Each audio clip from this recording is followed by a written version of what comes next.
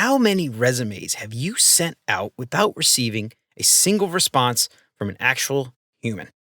Does it feel like you're constantly sending your resume and your links to your portfolio into an HR black hole? It might be time to change your strategy. So stick around and learn why it might be time for you to stop applying to jobs and start connecting with people.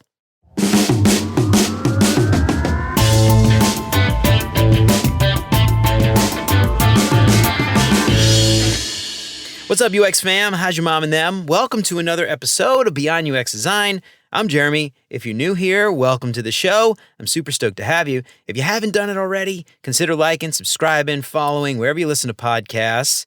And if you are a regular here, you feel like you're getting something out of the show, I would really appreciate you leaving a 5-star review. You got to feed that algorithm. You know how they do. That'll help me more than you can imagine. And of course, if you think this show is worth sharing, well, then share it. For the love of God, tell some friends. So you're sending out a bunch of applications and you're getting nothing. Silence. Not a single response. You may be starting to wonder what might be wrong with your portfolio. Maybe your case studies aren't as impressive as you thought. Maybe you don't have that fancy design degree everybody else has. So you're getting overlooked by more talented and experienced designers. I have some good news. The good news is that I bet it isn't any of those things.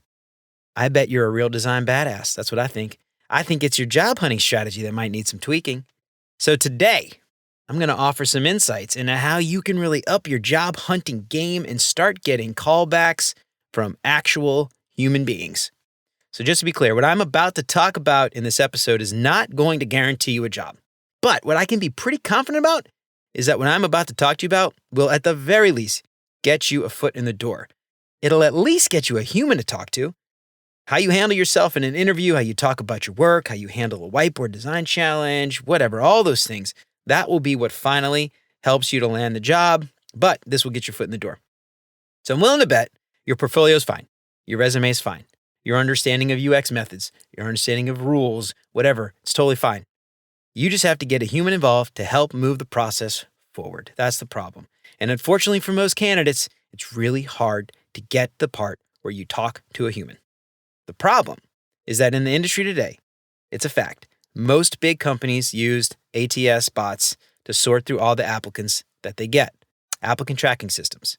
Some sources I've read say up to 75% of most applications are just tossed away before a human actually sees them. 75%. This is most likely the reason you're sending off hundreds of resumes and you're never hearing anything back. Now, there are definitely tips on how to beat those bots by tweaking your resume. We're not talking about those today. But today, we're talking about how to avoid the ATS bots altogether. We can talk about resume tips another time. Combine that with this method, boom, you're set. The best way to avoid the ATS bots is to simply stop applying for jobs. That's right, I said it. Stop applying to every random job out there that might seem even remotely close to the job that you want. Sending hundreds of cold applications on job hunting sites is a total waste of your time. It's clearly not working. If you sent out hundreds of resumes and you haven't gotten anything back, why do you keep doing it? Stop doing it. I've seen people on LinkedIn. I've seen people do this, my own two eyes, lamenting that they have applied to hundreds or sometimes thousands of jobs online and have never heard back from a single recruiter. Why would you continue to do this to yourself over and over and over again? This mass application approach is likely the reason you're never making it past the bots. Remember, 75% of resumes are tossed without a second look, and I'm willing to bet that almost all of the hundreds or the thousands of the resumes that those people on LinkedIn are sending are part of that 75%. So let's talk about some tactics you can use to avoid the bots altogether. Just go around them. You don't need them. They don't like you. You don't like them. Why are you trying to fight? When I see people on LinkedIn lamenting they've applied to hundreds of jobs and they've never heard anything back, the first thing that I ask myself is, how many people have you tried to talk to? We're going to talk about some tips here, and for the most part, this method requires engaging with humans, okay? I want that to be very clear. You're going to go out, you're going to find humans, you're going to try to have a one-on-one, you're going to try to connect, whether that's through email, phone, video call, coffee, in person, I don't care. The point here is to find a human, get in touch with them in some way, and have a conversation. So there's a few things to keep in mind when this comes to this approach, right? The message is super important. 2, job hunting is a job, okay? Treat it like a job. This is not a secondary thing. Treat it like a job. Number 3, find an industry you're passionate about and focus there. Number 4, find a leader and a design team that you respect and focus there. Number 5, don't overlook the smaller and mid-sized companies, okay? Number 6, take advantage of social networks, meetups, other networking tools, organizations, things like that, all right? So first, the message. Let's talk about that. Before we hop into who we'll be reaching out to and how we're going to do it, let's talk about what we're doing and why. So remember, the point of this tactic is to bypass the bots and directly connect with the human. And that means you'll have to find humans to reach out to them directly. You're going to introduce yourself. You're going to try to set up some time to talk on the phone, video, in person, right? If they're local, go coffee. If you're going to use this opportunity to talk about yourselves, talk about why you're reaching out and what you want to get out of the call, right? Be very explicit about that. Maybe you're interested in applying for a specific role that they have open and you want to talk about that role. Maybe it's a future opportunity that doesn't exist yet, and you want to talk about that. If you're more junior, talk about what skills they're looking for that particular role so that you can start to think about what skills you're missing, right? If you're more senior, maybe use this as an opportunity to sell your skill set, how it matches what the company's doing.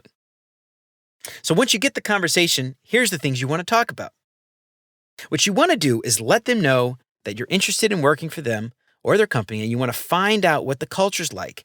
If you're career shifting or you're just starting out, ask what kind of skill sets they're hoping to see in a candidate, right? Ask what they look for when they hire. Ask if they do design challenges. Ask how they prefer to have you review your work during an interview. Is it a deck, website, whatever? Ask what a typical day is like, what the CEO's leadership style is like.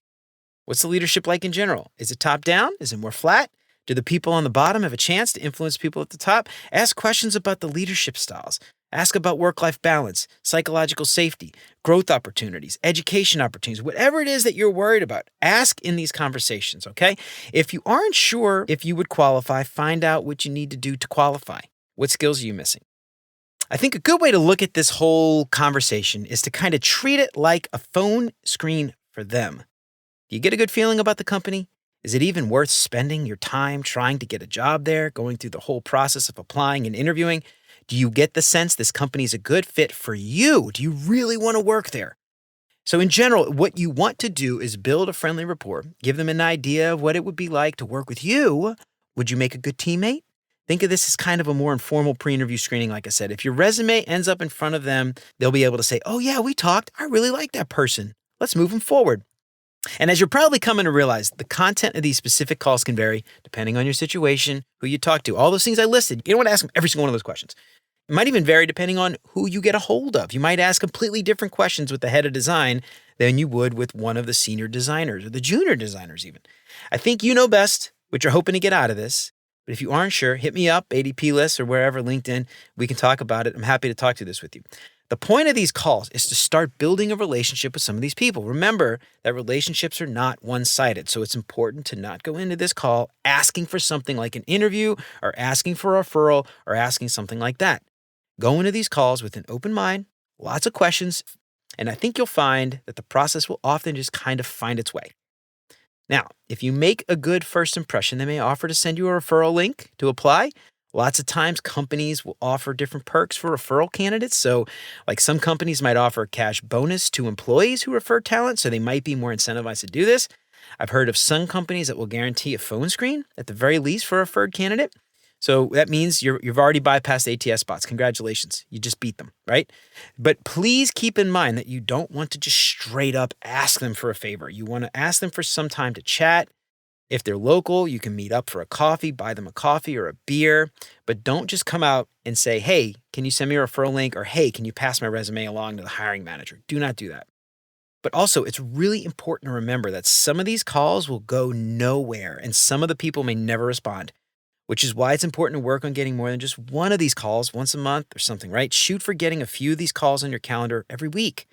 That might mean you need to message several people each week, right? To account for the ones that aren't going to respond. Remember, this is like a job. Treat it like a job. This is a lot of work. Treat it like that. Now, lastly, when you're sending these messages, please don't copy and paste. Make sure this is something you are putting effort into. In the note, maybe make a comment about the company they work for, explain what it is you love about that company, why you wanted to reach out. It's going to require a little bit of research and legwork on your end, right? I'm pretty sure you all know when you're getting a mass message sent to you on LinkedIn or email or something, people are generally pretty good about seeing through that kind of stuff. So don't do it, especially if they're at the same company. The last thing you want is two people at the same company like, oh, I got this message from Jim. Oh, me too. Oh, it's exactly the same. They put no effort. That's not going to impress anybody. It's not going to work, I promise. People will definitely be able to tell if you're putting no effort, and they will definitely be able to tell if you're putting extra work into this, I promise. So Janeel Dalal, I don't know if you guys have heard his podcast, Design MBA podcast. He has this really awesome advice on cold calling. Check out his episode on the Product Design Podcast where he talks about this. He talks about the way he does it. He has this incredible tip where he records a quick Loom message, and he uses that when he's reaching out to some of these people. And I think it's brilliant. I'm willing to bet no one else, except for Janeel, obviously, is doing this. And I'm fairly sure this will get you noticed. Assuming you're putting some effort and sounding even remotely professional, I promise you'll stand out. All right, job hunting is a job. Treat it like a job. Obviously, everything I just said takes a lot of work. This is not simple. It's not fast, but it's definitely more effective than doing hundreds of cold applications every week. It's a lot of work. Yes, is it worth it? Definitely. The fact is that job hunting takes as much effort as a full-time job sometimes, so treat it like a full-time job. Put in the work if you want real results. Set yourself some quotas. Give yourself some deadlines. Set aside a specific number of hours every day. Now, that said, you need to work smarter and not harder. Don't bother putting in all this effort for companies that you don't really want to work for.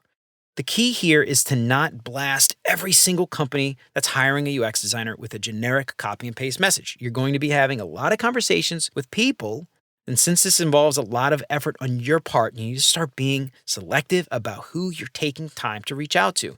Don't just send hundreds of messages to random people on LinkedIn or wherever, or set up a time to talk with a bunch of people if you don't really want to work for them. So how do you know who to target? Well, this leads me into number 3. Find an industry or a company that you're passionate about. Now, again, this strategy involves a lot of work on your part. You're treating it like a job. Don't waste your time on companies and industries you have no interest in working. If you're passionate about climate change, maybe you don't want to work for an oil company. If you're passionate about healthcare, maybe you don't want to work for a cigarette company. If you're passionate about democracy, maybe you don't want to work for Facebook. Just saying. Find an industry you're passionate about, and then find the companies that match your values, and don't waste your time on companies that you don't respect. Are you passionate about enterprise UX design? You're really interested in healthcare? Maybe you're passionate about making investment opportunities accessible to more people. Whatever you're passionate about, start there. Find those companies that fit your passion. All right, now, number 4, find a leader and a design team. Now, similar to finding the right industry in the company is finding the right leader and design team. You have a design leader in mind you want to work for? There might be someone who's written a bunch of books, or they've done a lot of conference talks and you love what they have to say about whatever topic. Maybe they're podcasts you like to listen to. Wink, wink, nudge, nudge. Maybe they have a YouTube channel. Maybe they're popular on Twitter, TikTok. I don't know. Whatever it is, connect with them. And I guarantee that if they aren't hiring now, at some point in the future, they will be hiring for a design team.